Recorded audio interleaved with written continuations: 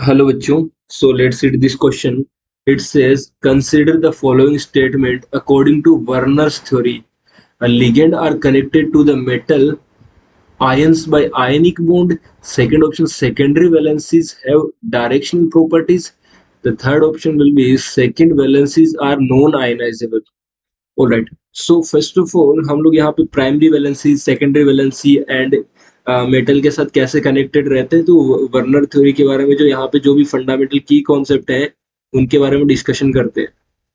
ठीक है, तो यहाँ पे हमारे पास जो की कॉन्सेप्ट यूज होने वाले हैं वर्नर थ्योरी के, उसके बारे में बात करते हैं। वर्नर हमें क्या बोलता है? अकॉर्डिंग टू वर्नर, देखना, according to Werner theory, according to Werner's theory, Werner's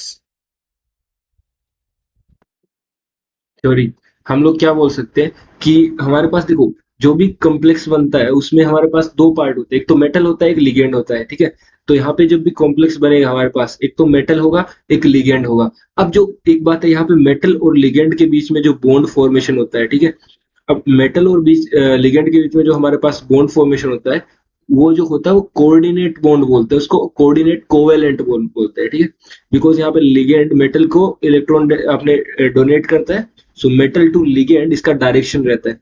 सो ये यहाँ पे होता है, इस बॉन्ड का नाम क्या होता है? Coordinate bond. ठीक है, तो इसको बोलते हैं हम लोग, ये जो है हमारे पास, ये है कोऑर्डिनेट, तभी तो इसको कोऑर्डिनेशन कॉम्प्लेक्स बोलते हैं।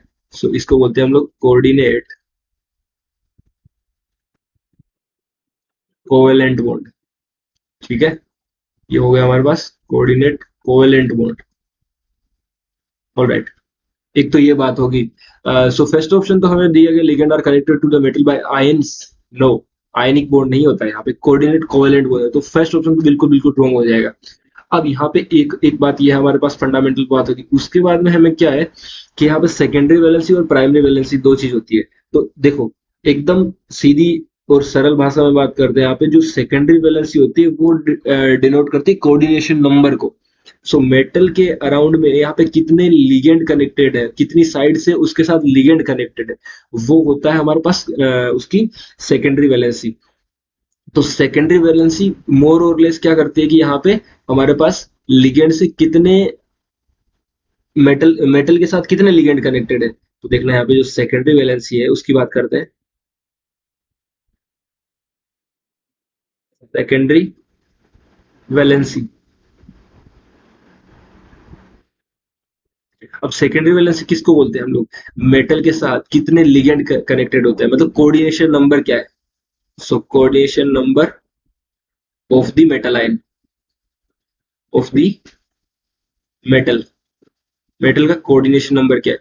अब एक बात बताओ, यहाँ पे जितने मेटल जुड़े, मेटल के साथ लिगेंड जुड़े होंगे वो तो नॉन आयोनाइजेबल होंगे ना, तो दैट मीन्स लिगेंड की बात चल रही है यहाँ पे। तो लिगेंड तो जो मतलब जो हमारे पास कोऑर्डिनेशन स्फीयर के अंदर होंगे उनकी बात चल रही है ना।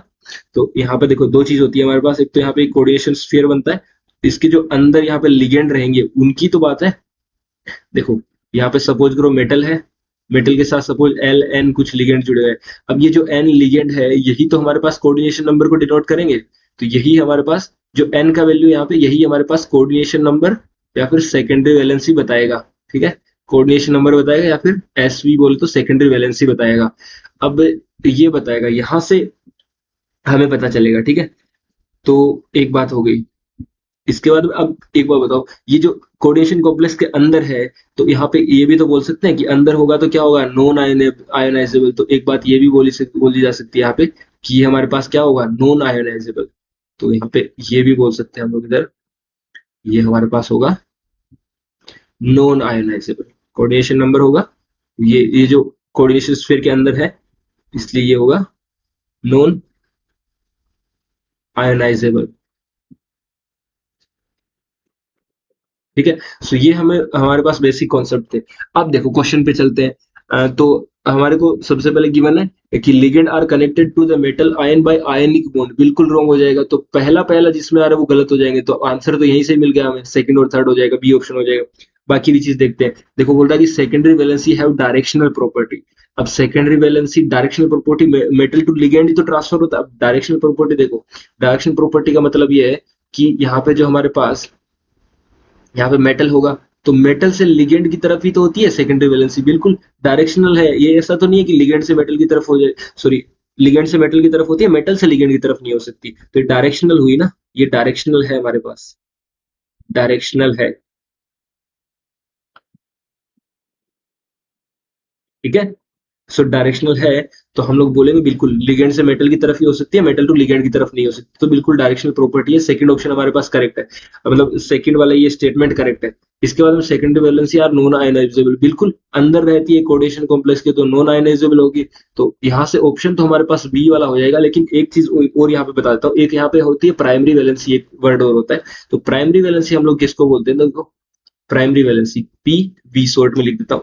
अब लोग प्राइमरी वैलेंसी हम उसको बोलते हैं, यहाँ पे मेटल की ऑक्सीडेशन स्टेट क्या दी है, तो प्राइमरी वैलेंसी अगर क्वेश्चन में कभी पूछ ले तो ये बता देना ऑक्सीडेशन स्टेट ऑफ मेटल, तो यहाँ पे जो मेटल आयन है उसकी ऑक्सीडेशन स्टेट कैलकुलेट कर लोगे, वही हमारे पास प्राइमरी वैलेंसी होती है, ठीक है। तो यहाँ यहाँ पे एक एक्स्ट्रा पॉइंट हमने आपको एक और बता दिया कि प्राइमरी वैलेंसी क्या होता है। सो ये सब बातों के अकॉर्डिंग हमारा फाइनल आंसर हो जाएगा B option. So the correct option of this question will be option B. I hope you all will understood it very well. Thank you very much. All the best.